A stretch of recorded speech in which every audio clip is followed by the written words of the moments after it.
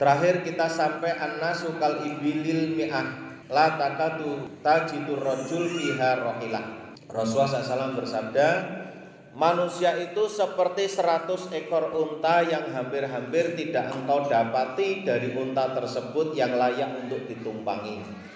Artinya dari 100 ekor unta itu bisa kita cari satu saja yang bisa digunakan manfaatnya. Itu kalau unta. Ya, manusia pun seperti itu. Jadi teman-teman kita yang ada 100 orang itu mungkin hanya bisa satu atau bahkan tidak kita temukan satu yang bermanfaat untuk kita atau yang bisa menyelamatkan kita. Menyelamatkan itu bukan berarti dari neraka diselamatkan ke surga, tidak, tetapi dia bisa membantu kita menjadi selamat. Coba jenengan perhatikan HP ini jenengan ada berapa orang? Di kontak ada 1.400 lebih nama kontak. Itu pun bisa jadi nomornya double-double. Ya tak anggap spelling 20% lah. Ya 1.000 orang lah. Dari 1.000 orang, kalau tadi 100 orang itu cuma satu misalnya, berarti kalau 1.000 orang logikanya ada 10 orang yang bisa bermanfaat bagi saya. Harusnya begitu. Ya kita cari. Jenengan temukan enggak itu kira-kira orang yang bermanfaat itu. Kalau tidak temukan ya jadilah jenengan termasuk orang yang bermanfaat bagi orang lain, yang termasuk orang yang dicari oleh orang lain kemanfaatannya. Itu harusnya begitu posisinya. Jangan cuma mengandalkan orang lain agar bermanfaat buat kita, tapi bagaimana kita bisa bermanfaat untuk orang lain. Cara berpikirnya harusnya begitu.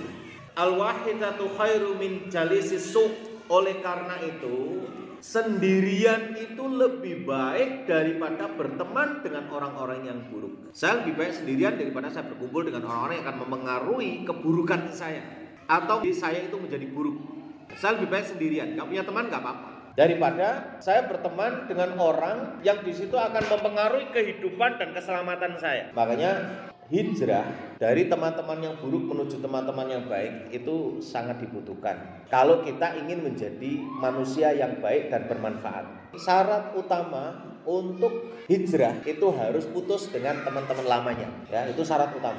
Jangan kalau ingin jadi orang baik itu harus putus dengan orang-orang lama yang mempengaruhi keburukan. Apa jawaban mereka? Bukankah itu nanti memutus silaturahim? Nanti ada bedanya. Saya tanya, kalau memang itu bagian daripada kesalahan atau tidak boleh karena itu bagian dari memutus silaturahim, apa manfaatnya mereka itu waktu berteman dengan Anda? Justru mereka itu mempengaruhi keburukan. Kalau itu bagian daripada silaturahim, yang namanya silaturahim itu selalu ada manfaat dan kebaikan. Bagaimana mungkin silaturahim itu justru menjerumuskan Anda ke dalam lembah yang buruk? Jadi kita harus mampu bedakan antara memutus silaturahim dengan kita menghindar dari keburukan orang lain. Orang nggak bisa membedakan. Jadi dikiranya memutus silaturahim, bukan. Bagaimana mungkin di satu sisi saya ingin taat, di satu sisi dia maksiat, kok kemudian mau bersama? Ya nggak bisa. Ya harus putus. Kalau mereka nanti tobat, berarti sama-sama iman, ketemu lagi pasti. Baru itu silaturahim namanya. Jadi jangan salah paham. Kadang orang-orang hijrah tertobater itu nggak mau putus dengan teman-teman lamanya. Apa yang terjadi? Begitu dia sudah punya niat hijrah, temannya datang. Dia mau berhenti merokok, temannya datang bawa rokok. Coba, akhirnya ngerokok lagi. Itu masih rokok. Kalau narkoba datang, ya udah. Namanya narkoba itu kalau sudah lihat barangnya, dia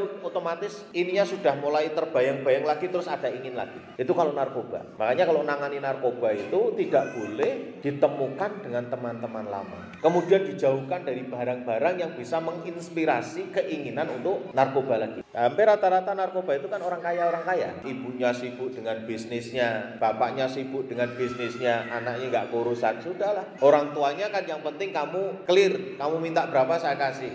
Akhirnya buat apa nih duit? Ya buat narkoba.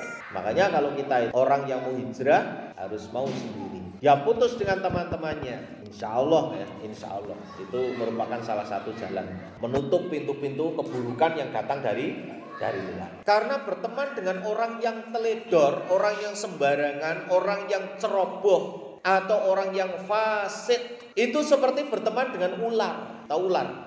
Kita nggak pernah tahu kapan ular ini akan gigit, ya kan? Berteman dengan orang yang suka teledor sembarangan kan gitu ya.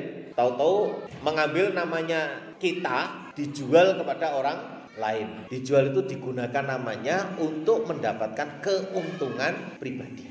Jadi orang-orang begitu tuh tinggalkan saja.